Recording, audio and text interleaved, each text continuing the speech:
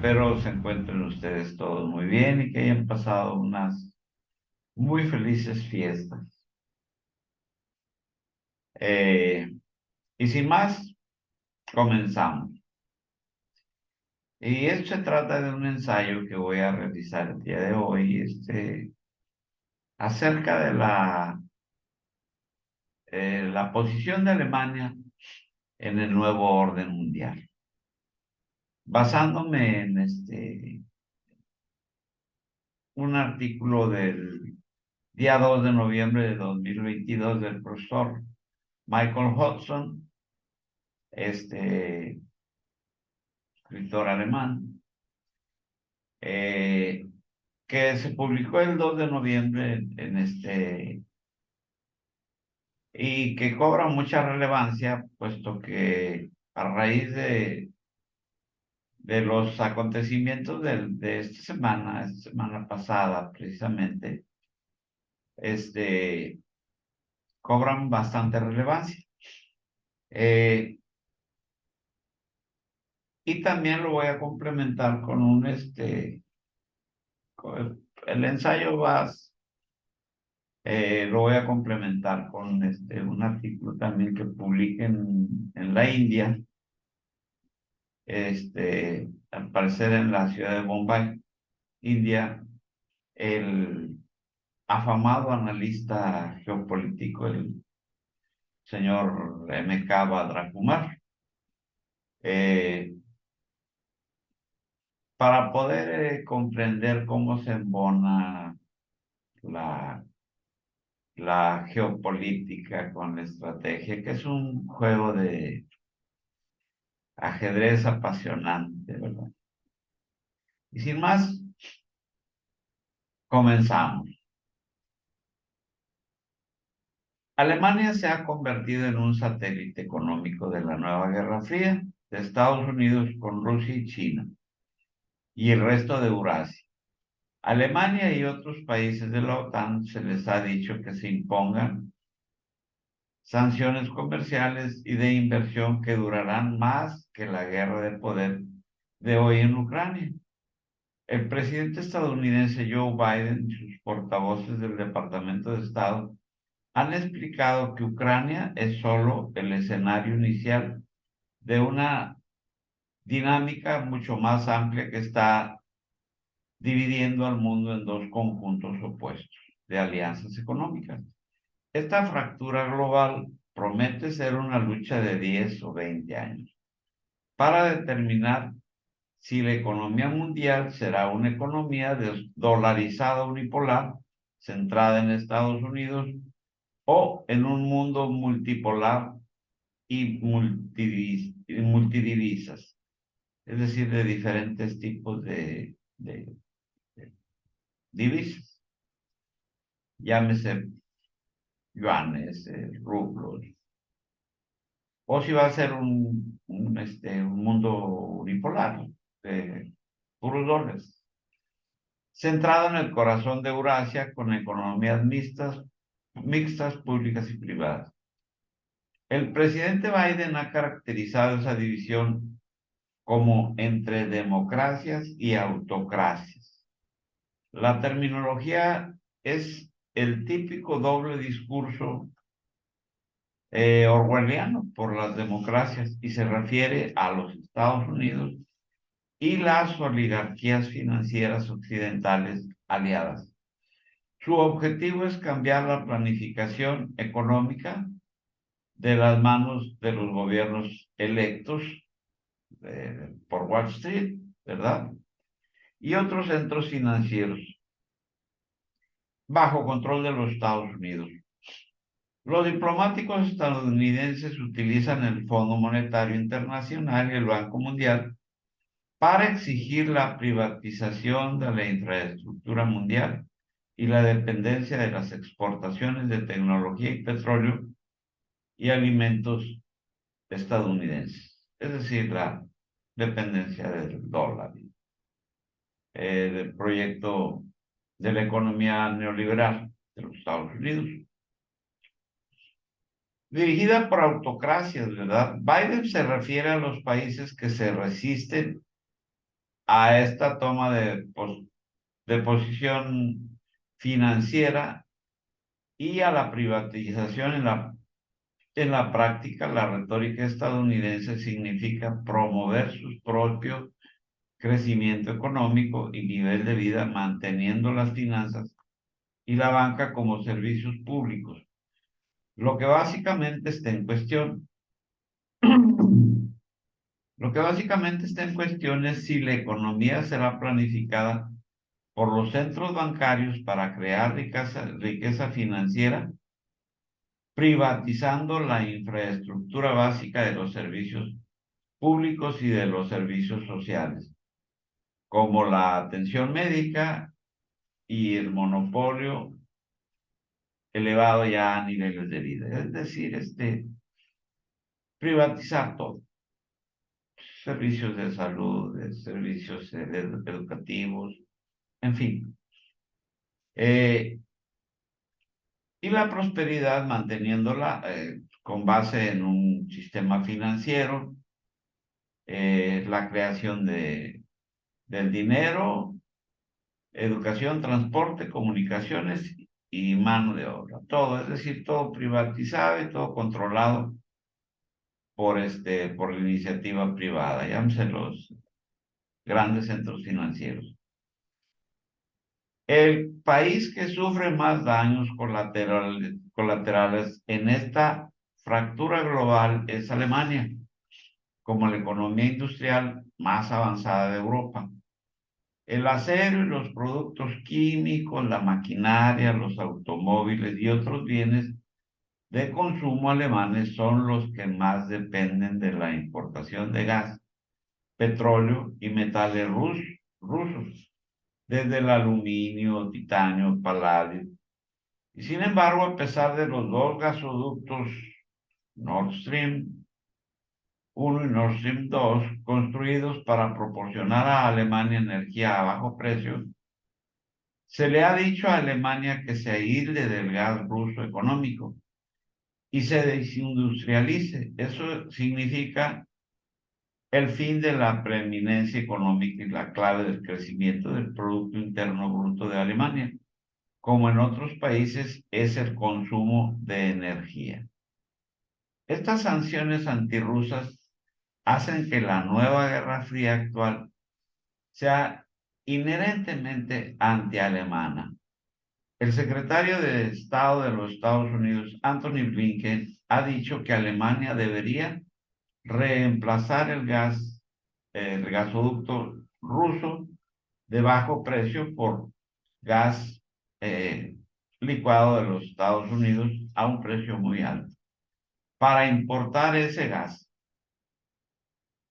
Y Alemania tendrá que eh, invertir para poder importar ese gas alrededor de 5.000 millones de euros y rápidamente para desarrollar la capacidad portuaria para manejar los buques, tanques y las plataformas para recibir los mismos de tipo flotante.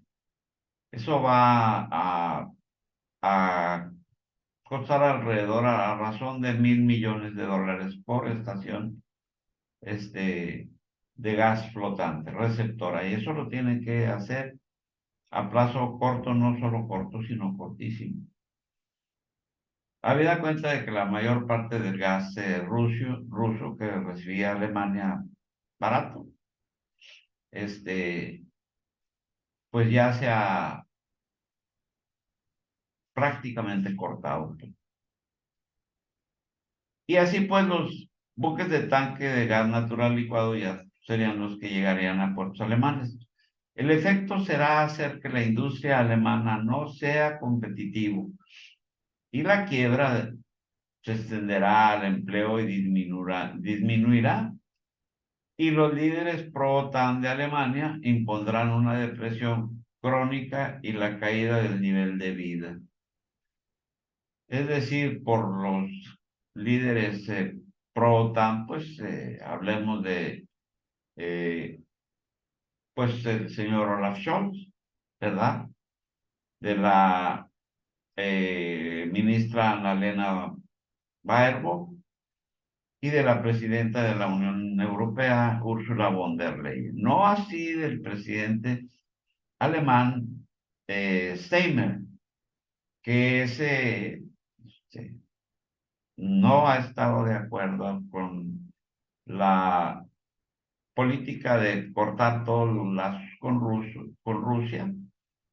Y evidentemente también podríamos encuadrar entre los proatlantistas a la señora Angela Merkel, al topo, a la señora que por muchos años buscó la unión con digamos no la unión, sino los tratos comerciales con Rusia, y que pues encubiertamente durante su gobierno se estuvo pues preparando todo el caldo de cultivo para la guerra actual de Ucrania. Si bien como a palabras de ella, eh, que declaró la semana antepasada que pues todos los acuerdos de paz no habían sido más que para ganar ganar tiempo y armar a Ucrania. Es decir, que el acuerdo de Minsk fue nada más para ganar tiempo. El acuerdo del Cuarteto de Normandía fue para lo mismo. Y y quien hizo todavía un esfuerzo en 2016 fue precisamente el actual presidente de Alemania, el señor Steiner, quien fue el que precisamente en 2016 hizo lo que le llamaron en aquel tiempo una proposición de paz, que se le llamó la fórmula Steiner, para poder declarar la autonomía de las provincias o las de Donetsk y de Lugansk, que seguirían perteneciendo a Ucrania. Pero la propuesta Steiner fue declarada totalmente. Y la mayor parte de la teoría política asume que las naciones actuarán en su propio interés.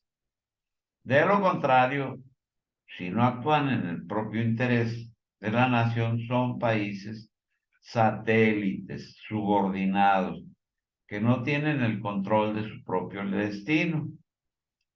Alemania está subordinando su industria y su nivel de vida a la dictadura de la diplomacia estadounidense y al interés propio del sector petrolero y el gas de los Estados Unidos. Y ya lo estamos viendo en fechas recientes. Y lo está haciendo voluntariamente, no por la fuerza militar, sino por la creencia ideológica de que la economía mundial debe de ser dirigida por los planificadores de la Guerra Fría, es decir, de los Estados Unidos. A veces es más fácil comprender la dinámica actual apartándose de la propia situación económica para observar pues que no se está trabajando en interés propio, no está trabajando en interés nacional, sino que se está trabajando para intereses de otras naciones, le hacen los Estados Unidos. Y los ejemplos históricos del tipo de diplomacia política que uno ve dividiendo el mundo actual, el paralelo más cercano que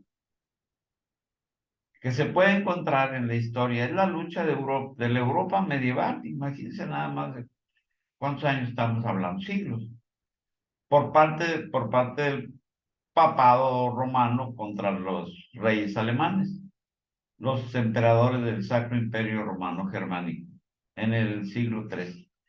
Ese conflicto dividió a Europa en líneas muy parecidas a las del día de hoy. Una serie de papas excomulgaron a Federico II y otros reyes alemanes y movilizó aliados para luchar contra Alemania y su control del sur de Italia y de Sicilia. Ya desde la época medieval ya Alemania era una potencia. El antagonismo entre Occidente contra Oriente fue incitado por las cruzadas de 1095 a 1291, así como la Guerra Fría actual es una cruzada contra las economías que amenazan el dominio estadounidense del mundo. La guerra medieval contra Alemania fue sobre quien debería controlar a Europa. Es decir, ¿quién se quedaba con el control de Europa? De la Europa cristiana, el papado con los papas convirtiéndose en emperadores mundanos o gobernantes seculares de reinos individuales, al reclamar el poder para legitimarlos moralmente y aceptarlos. Es decir, quien no estaba aceptado por el papado, era excomulgado. Y el análogo de la Europa medieval a la nueva Guerra Fría actual, librada contra China y Rusia, que pues, a decir de algunos analistas ya no le nombran la Guerra Fría, porque se supone que la Guerra Fría acabó en el año 90. Ya esta actual guerra de poder, se le llama la Edad del Hielo. Y llamémosle la nueva edad del hielo. Y ahí es donde se vuelve análogo, análogo a la cuestión eh, de la Guerra Fría de los Estados Unidos contra China y Rusia. Y fue el cisma de 1054 al exigir un control unipolar sobre la cristianidad del Papa León IX, que excomulgó a la Iglesia Ortodoxa con sede en Constantinopla y a toda la población cristiana que pertenecía a ella. Y así pues, excomulgaron a todos los cristianos ortodoxos del Patriarcado de Alejandría, Antioquía, Constantinopla, Jerusalén y Moscú. Esa ruptura creó un problema político para la diplomacia romana, como cómo mantener todos los reinos de Europa Occidental bajo su control y reclamar el derecho a recibir subsidio financiero de ellos. Ese objetivo requería subordinar a los reyes seculares a la autoridad religiosa papal en 1074. Por eso Gregorio VII Hildebrando anunció 27 dictados papales que describían la estrategia administrativa de Roma para asegurar el poder sobre Europa. Les platico todo esto para ponerlos un poquito en contexto y para que vean los paralelismos de la historia antigua con lo que está sucediendo ahorita. Estas demandas papales son sorprendentemente paralelas a la diplomacia estadounidense actual. En ambos casos, los intereses militares y mundanos requieren una sublimación de forma espiritual, de cruzada ideológica para cimentar el sentido de solidaridad que requiere cualquier tema de dominación imperial. La lógica es atemporal y universal. Es decir, se aplica para aquella época y se está aplicando actualmente. Los dictados papales fueron radicales en dos formas principales. En primer lugar, elevaron al obispo de Roma por encima de todos los demás obispados. Es decir, lo que actualmente está sucediendo, que se eleva al presidente de los Estados Unidos,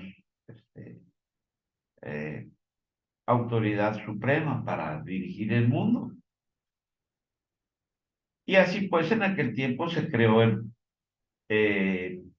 papado, que era el que le daba el beneplácito a cualquier gobierno. Y elevaron al obispo de Roma por encima de todos los obispados. Y en el papado moderno, digamos, la cláusula 3 dictaminaba dictaminaba que solo el Papa tenía el poder de investidura para nombrar obispos o para deponerlos o restituirlos, reforzando esto la cláusula 25 que otorgaba el derecho de nombrar o deponer obispos al Papa, no a los gobernantes locales. Y en la cláusula 12 se le dio al Papa el derecho de deponer emperadores, reyes, siguiendo la cláusula 9, obligando a todos los príncipes a besar los pies del papado solo para ser considerados gobernantes legítimos. Asimismo, hoy en día los diplomáticos estadounidenses reclaman el derecho a nombrar a quienes deben ser reconocidos como jefes de Estado de una nación. Y se inició pues una larga práctica que inició desde el año 1953, cuando derrocan al líder electo de Irán, al presidente electo de Irán en 1953, y lo reemplazan con la dictadura militar del Shah de triste memoria, Mohamed Reza Pahlavi, que vino a morir aquí en México precisamente cuando fue depuesto por el ayatollah Ruhollah Khomeini, que fue en el año de 1979 u 80. Fue a principios de la década de los 80. Y precisamente cuando derrocan en 53 al presidente iraní y ponen ahí al Shah Mohammad Reza Pahlavi, y le dan reconocimiento diplomático inmediatamente. Lo legitimaron. Y ahí es donde está la analogía, que a partir de esas fechas para acá, todos los gobiernos que ha querido Washington los ha impuesto. Es decir, la dictadura de Trujillo en República eh, Dominicana, la de Fulgencio Batista en Cuba, la de los Somoza en Nicaragua y muchas otras, ¿verdad? Todas han sido revoluciones de color que en cuanto se han impuestos, se han tumbado esos gobiernos, impuestos otros, en cuanto Washington les da el reconocimiento, ya se, se vuelven parte de la llamada o mal llamada comunidad internacional. Y así podemos aplicar un montón de casos pues de golpes de Estado que se han dado con el beneplácito de Washington. Y aquí tenemos un ejemplo muy reciente de estos días pasados, pues del presidente Pedro Castillo de Perú, y otro un poquito más antiguito, pero no mucho, un año, 2 años, que le dieron al presidente Evo Morales, y los dos fueron, eh, eh, ganaron sus elecciones democráticamente, pero fueron tumbados democráticamente y cambiados por un par de dictaduras, ¿verdad? Eh, la una en Colombia perdón, en Bolivia por la señora Áñez, y la de Perú recientemente, la más reciente, la de hace unas semanas, por la señora Dina Boluarte. ¿Pero a qué viene todo esto? Pues a ponernos un poquito en contexto sobre el paralelismo que había en la Edad Media que con el paralelismo actual, que los Estados Unidos quita y pone gobiernos y el único requisito para ser reconocido internacionalmente es eh, el beneplácito, o sea, el reconocimiento de los Estados Unidos, como era en su tiempo en la Edad Media, que el reconocimiento y el beneplácito del Papa le diera legalidad a cualquier gobierno. Y ahí es donde viene el paralelismo, ¿verdad? Y como sus patrocinadores de las actuales dictaduras militares latinoamericanas que crean oligarquías clientelares para servir a los intereses corporativos y financieros. Eh, Así pues, el señor Elon Musk hasta se vanaglorió eh, de haber tirado de haber financiado el movimiento para tumbar al presidente Evo Morales. Y también, pues se da el caso porque el golpe de Estado de 2014 en Ucrania es solo el ejercicio más reciente de- no el más reciente, los más recientes son los de Latinoamérica, el de Evo Morales y el señor Pedro Castillo. Pero también se da un golpe de Estado en 2014 en Ucrania, eh, y se ha dado o se ha autodado el derecho a deponer y a nombrar líderes, pues aquí los vecinos. Más recientemente los diplomáticos estadounidenses designaron a otro también, ¿verdad? A Juan Guaidó, a ese no lo pudieron poner directamente en Venezuela, pero acá le dieron reconocimiento diplomático por fuera, pero lo peor no fue eso que le han dado reconocimiento diplomático, ¿no? Lo peor fue que le dieron el dinero, le dieron pues, imagínense ustedes, le dieron las reservas de oro del país que estaban depositadas en bancos británicos, le dieron el control de la empresa, Monómeros de Venezuela, que está instalada precisamente en Colombia.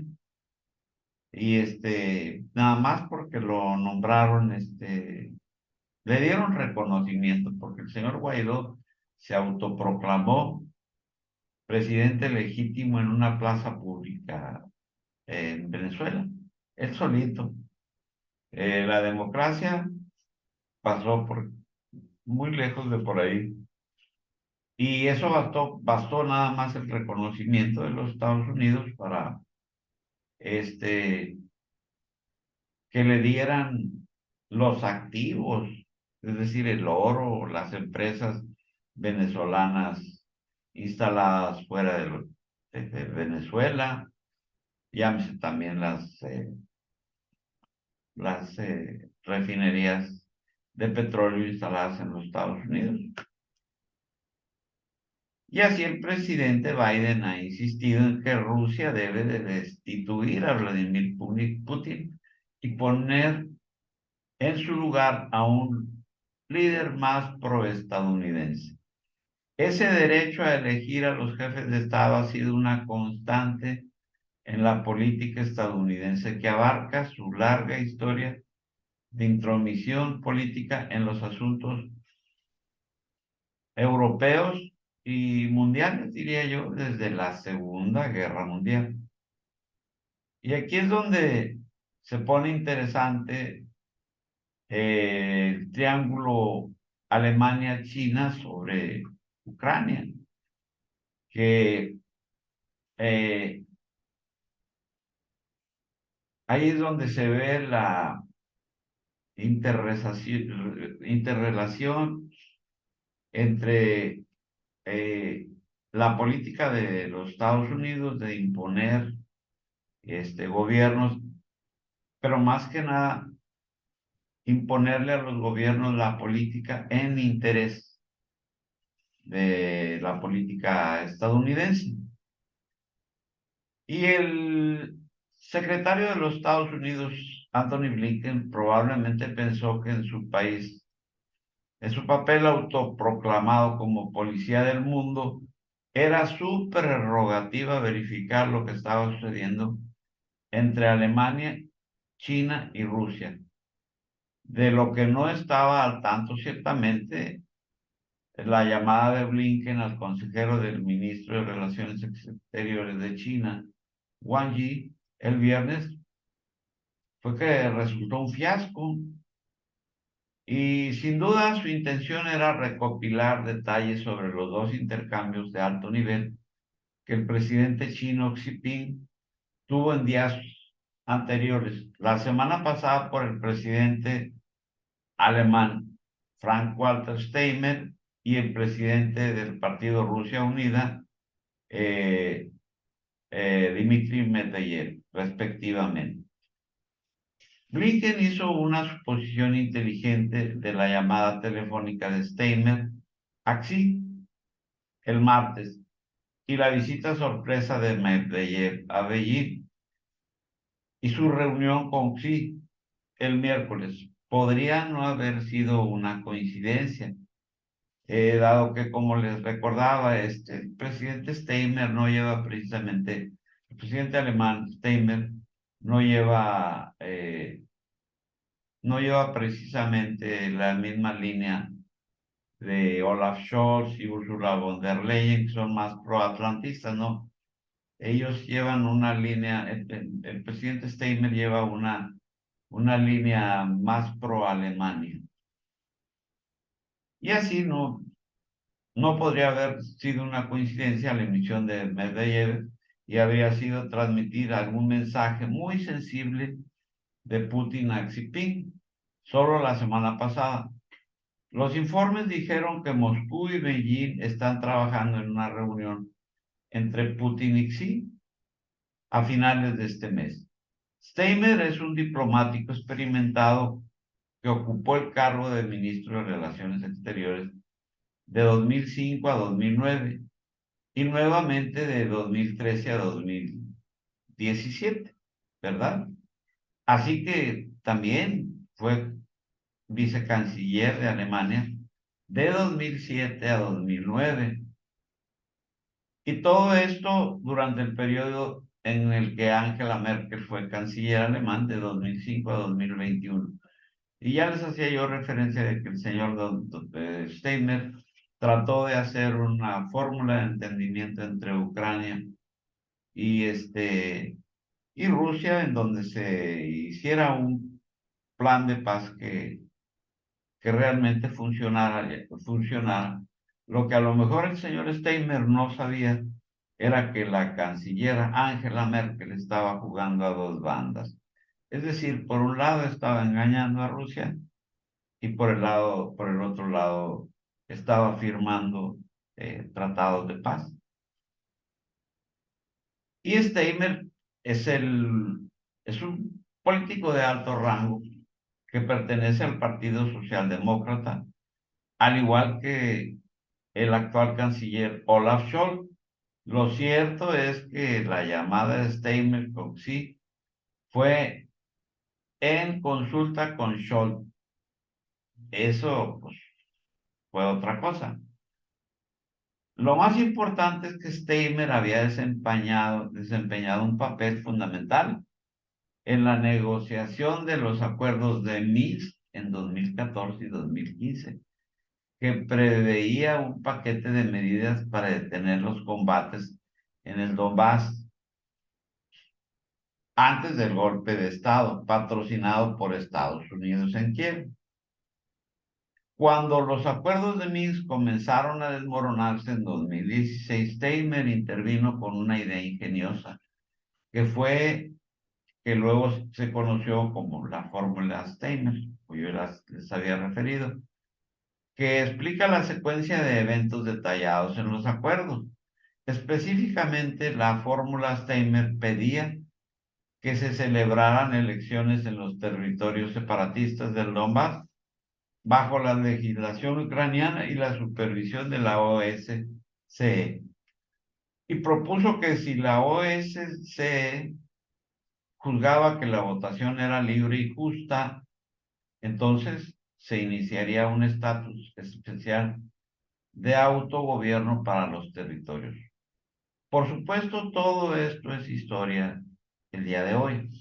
Merkel confesó recientemente en una entrevista con el periódico Zeit que en realidad el acuerdo de Minsk fue un intento occidental para ganar un tiempo invaluable para que Kiev se armara. Dado que en este contexto complejo,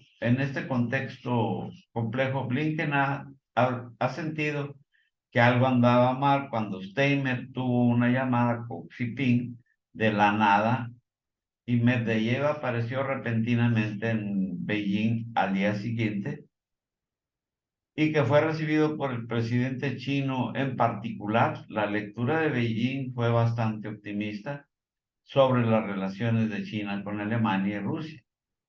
Xi Jinping representa una propuesta de 3 puntos.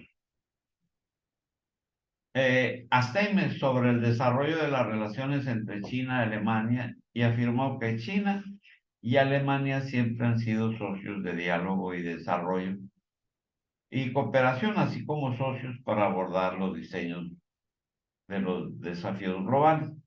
De igual manera, en la reunión con Medvedev, subrayó que China está lista para trabajar con Rusia para impulsar constantemente las relaciones entre China y Rusia en la nueva era y hacer que la gobernanza global sea más justa y equitativa, o sea, piso más parejo.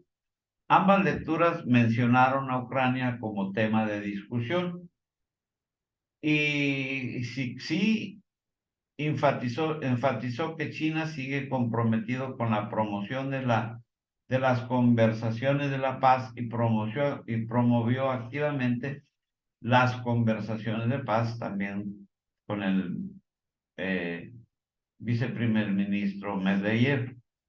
Pero Blinken cumplió su misión de averiguar de qué se trataba todas esas visitas eh, con mucha torpeza al sacar a luz los temas eh, polémicos entre Estados Unidos y China, especialmente la situación actual del COVID en China y la importancia de la transparencia para la comunidad internacional.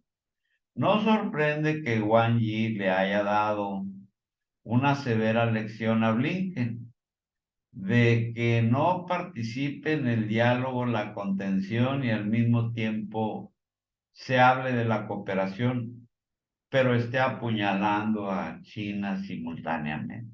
No se vale, o vienes a platicar de paso o vienes en plan de bronca, diría yo. Wang Yi dijo, esta no es una competencia razonable, sino una represión irracional. No está destinado a gestionar adecuadamente las disputas, sino a intensificar los conflictos. De hecho, sigue siendo la vieja práctica de acoso unilateral por parte de los Estados Unidos y le declara el ministro chino, esto no funciona para China no funcionó para China en el pasado ni funcionará en el futuro.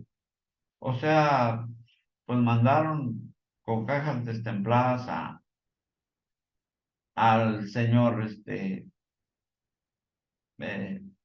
el representante de los Estados Unidos, Anthony Blinken.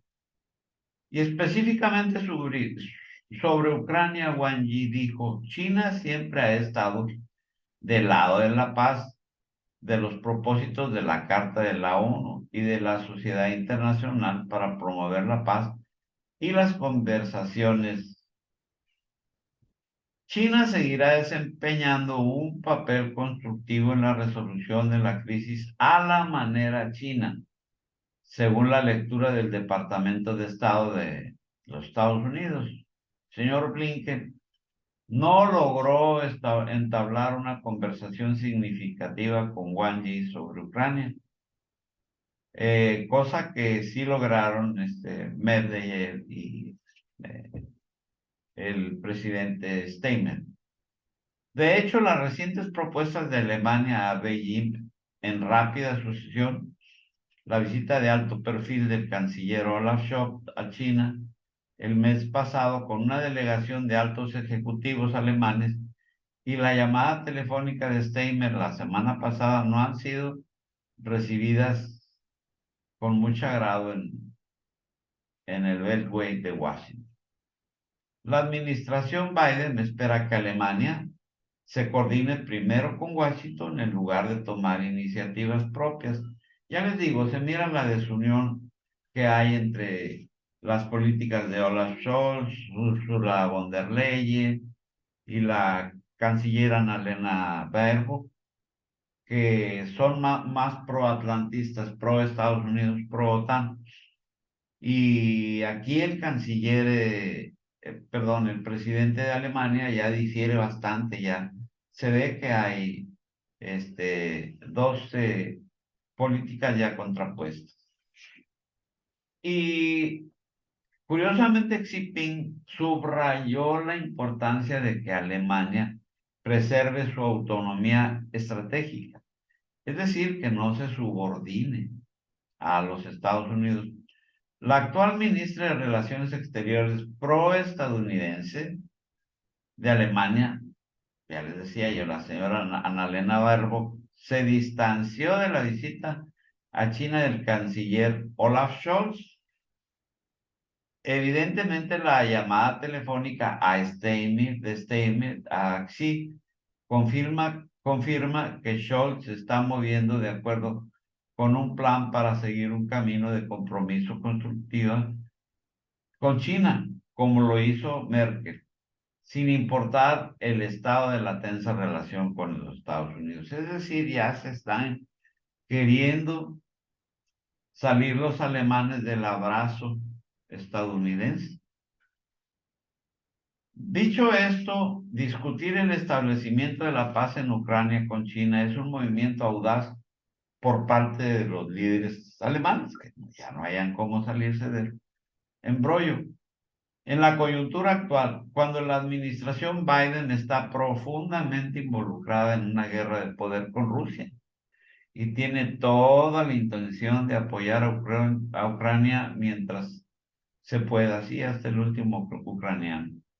Pero hoy hay otro lado de esto. Alemania ha estado internalizando su ira y humillación durante los últimos meses. Alemania no puede dejar de sentir que ha jugado a la cuenta regresiva en el conflicto de Ucrania, algo particularmente mortificante para un país que es genuinamente atlantista en su política exterior. Es decir, son muy aliados de los Estados Unidos, pero han estado internalizando su ira, es decir, guardándose el coraje, porque están viendo que todas las políticas de Washington pues los están mandando al abismo.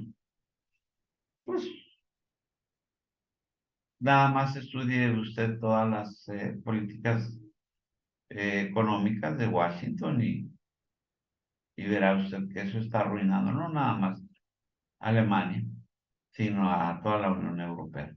Los ministros alemanes han expresado públicamente su descontento porque las compañías petroleras estadounidenses están explotando descaradamente la consiguiente crisis energética para obtener ganancias inesperadas, vendiendo gas a 3 o 4 veces el precio interno en los Estados Unidos. Alemania también teme a la ley de reducción de la inflación de la administración Biden, que se basa en inversión fundamental en el clima y la energía limpia y que puede conducir a la migración de las industrias alemanas a Estados Unidos, cosa que ya les referí yo en uno o dos videos anteriores, que el día 1 de enero, es decir, la próxima semana, se va a aplicar ya la ley de inflación y que eso significa que el gobierno de los Estados Unidos está poniendo sobre la mesa un subsidio de, originalmente se había propuesto por 369.000 millones de dólares, pero que ya a esta semana ya alcanzaba la cifra de los 400.000 millones de dólares. ¿Para qué? Bueno, pues para incentivar a que empresas europeas, llámese alemanas, que son las más importantes, se trasladen a los Estados Unidos, porque mientras en la Unión Europea tienen energía cara, escasez de productos para toda su industria, en los Estados Unidos le están poniendo el plato sobre la mesa. Energías baratas, eh, materias primas de las que quieran y sobre todo un subsidio para que se vengan, es decir, no van a gastar. Vénganse para acá, aquí tienen todo. Y pues muchas de esas empresas vienen para pues los firmantes del TLC, háblese Canadá, Estados Unidos y México. Y ya les refería yo en anteriores videos que se está viendo por lo menos aquí en México, una gran búsqueda de sitios para instalarse de empresas europeas y lo vemos aquí en la región fronteriza también con la migración masiva que está habiendo hacia los Estados Unidos y que está siendo aceptada. O sea, están pasando eh, pues arriba de 2.000, 3.000 inmigrantes legalmente diariamente, más con los que se están aventando por el río, y eso no conduce más que a pensar que los Estados Unidos está haciendo acopio de mucha mano de obra barata para poder competir con energías baratas, tecnología alemana o de cualquier eh, nación europea, costos bajos de producción, llámese mano de obra de inmigrantes, que dicho sea de paso en los Estados Unidos no tienen las mismas protecciones laborales que los ciudadanos estadounidenses. Y la mano de obra nacional, es decir, de México, para contrarrestar, todo es parte de una política para contrarrestar la política, es decir, la economía china, que pues no sé cómo no se dieron cuenta los Estados Unidos de que pues, lo rebasaron. Y ahora están tratando de revertir este, esta situación con una parte de la política de Donald Trump que se eh, llamaba Make America Again, o sea, Make America Great Again, hagamos grande a, a Norteamérica de vuelta. Y y así como les decía, pues aquí tienen todo, ¿verdad? Y es un hecho de que se va a trasladar la, este, la, las industrias europeas, muchas, ¿verdad? Y quien va a pagar los platos rotos, quien va a pagar la cena, van a ser Europa precisamente. Pero el corte más cruel de todo fue la destrucción del gasoducto Nord Stream en Alemania, de los gasoductos, son dos, eh, Nord Stream 1 y Nord Stream 2. Que por cierto, el canciller Olaf Scholz se encargó de sabotear, de no dar el permiso para que entrara en funcionamiento el gasoducto Nord Stream 2. Él solo lo saboteó, por increíble que parezca. Pero lógicamente el corte más cruel, como les decía, ha sido la destrucción del gasoducto Nord Stream y que no fue hecho por Alemania, es obvio, ¿verdad? Alemania debe de tener una idea bastante buena de las fuerzas que están detrás del acto terrorista, pero ni siquiera puede denunciarlo y debe de reprimir sus sentimientos de humillación e indignación. La destrucción de los oleoductos Nord Stream hace que la reactivación de las relaciones germano-rusas sea un asunto extremadamente tortuoso. Es imposible que vayas a componer en un momento lo que los que te dedicaste a destruir sistemáticamente durante un año. Es decir, Alemania se dedicó a cortar todos los lazos con Rusia. Y ahorita que está viendo ya la política que le van a aplicar, que no nada más la van a dejar en una situación de empobrecimiento, sino que la van a privar de la joya de la corona alemana, que es la industria europea. Ahí es donde se sienten profundamente engañados. Y para cualquier nación con una historia orgullosa es demasiado aceptar ser empujados como un peón. Pero pues si ya lo dice la frase, que cualquier político o política que no sea en defensa de los intereses de una nación termina por hacer vasallo o peón o sirviente pues de la política de otro país. Muy extraño para estos, políticos alemanes, y no nada más los alemanes, también, todos los demás, los europeos.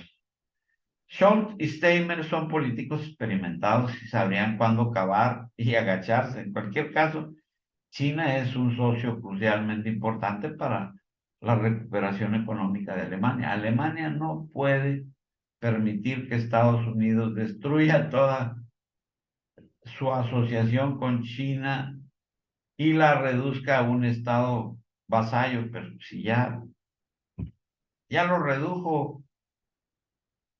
Cuando se trata de la guerra de Ucrania, Alemania se convierte en un estado de primera línea, pero es Washington quien determina la táctica y la estrategia occidental. Alemania estima que China está en una posición única para ser un pacificador en Ucrania. Las señales son de Beijing también están entusiasmados con esa idea, pero les va a costar mucho trabajo a los señores políticos europeos cambiar ya la realidad, porque una cosa es lo deseable y otra cosa es lo posible. Y vaya usted a saber cuáles sean los amarres que hay eh, actualmente ya entre Washington y Alemania, que pues por lo que se ve, este, les pueden estirar las orejitas en Washington si se quieren ir por otro lado. Y así pues, amigos, les doy las gracias por ver este video y espero que sigan pasando unas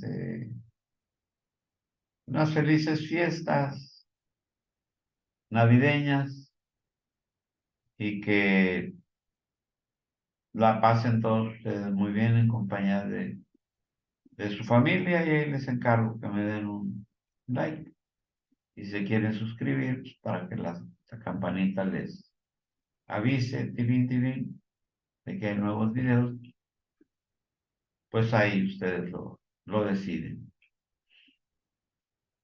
Y pues es todo, amigo. Muchas gracias.